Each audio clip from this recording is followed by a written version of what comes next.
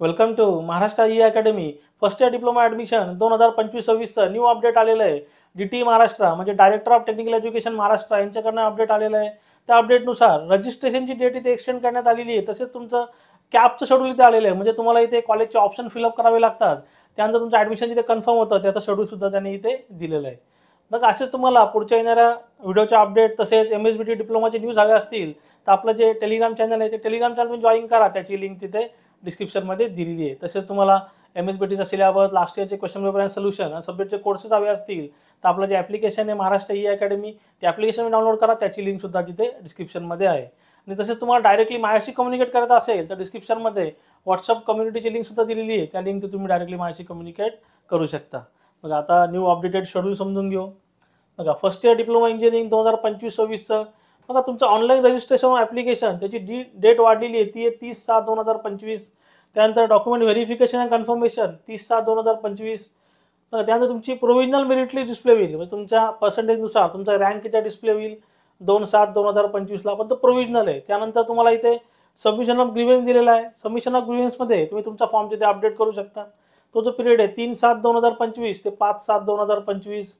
आणि final merit list म्हणजे all over Maharashtra तुमच्या कॅटेगरीमध्ये रँक किती आहे, ऑल ओव्हर महाराष्ट्र तुमचा रँक किती आहे तो तुम्हाला समजेल 7/7/2025ला. आणि ह्या मेरिट लिस्टनुसारच तुम्हाला त्या अंदाज येईल का आपलं कुठलं कॉलेज तिथे भेटू शकतंय. त्यानंतर बघा कॅप राऊंड 1. आता इथे म्हणजे आता कॅप राऊंड 1 सर्वात इम्पॉर्टंट आहे. आता बघा सर्वात पहिले जे कॅपचे रूल्स अँड रेग्युलेशन आहे, म्हणजे तुम्हाला चांगलं कॉलेज हवं असेल तर कॅपचे रूल्स अँड रेग्युलेशन तुम्ही केअरफुली फॉलो करा. मग त्याच्या रूल्स अँड रेग्युलेशनवरती मी व्हिडिओ बनवलेला आहे. तो व्हिडिओ तुम्ही नक्की बघा. पण त्याची लिंक मी तुम्हाला तिथे डिस्क्रिप्शनमध्ये देईल. आता बघा कॅप राऊंडमध्ये तुम्हाला कॅटेगरी वाईज सीट मॅट्रिक्स तुमचा इथे डिस्प्ले होईल 7/7/2025ला. बघा म्हणजे कुठल्या कॉलेजमध्ये किती सीट्स रिझर्व आहेत, म्हणजे मेलसाठी किती सीट्स आहेत, फिमेलसाठी किती आहेत, टेक्निकलसाठी किती आहेत, नॉन टेक्निकलसाठी किती आहेत, SC ST NT OBC ओपनसाठी किती सीट्स आहेत, त्याचा सीट मॅट्रिक्स इथे डिस्प्ले होईल 7/7/2025ला. त्यानंतर online submission of option form, म्हणजे तुम्हाला इथे ऑप्शन फॉर्म फिलअप करायचा आहे. बघा मिनिमम 1 ऑप्शन आणि मॅक्झिमम तुम्ही 300 ऑप्शन तिथे फिलअप करू शकता. तो जो पिरियड आहे 8/7/2025 ते 10/7/2025. त्यानंतर अलॉटमेंट ऑफ कॅप राऊंड 1. मग याच्यानंतर तुम्हाला अलॉटमेंट होईल, म्हणजे कुठल्या कॉलेजमध्ये तुमचं ॲडमिशन होऊ शकतं त्याची अलॉटमेंट तिथे होईल. कॉलेजचं नाव इथे डिस्प्ले होईल 12/7/2025ला.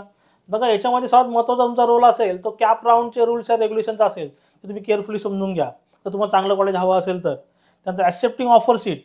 बघा ऑफर सीट जी तुम्हाला झालेली आहे ती ॲक्सेप्ट करायची असेल तर 13/7/2025 15/7/2025 हा पिरियड आहे.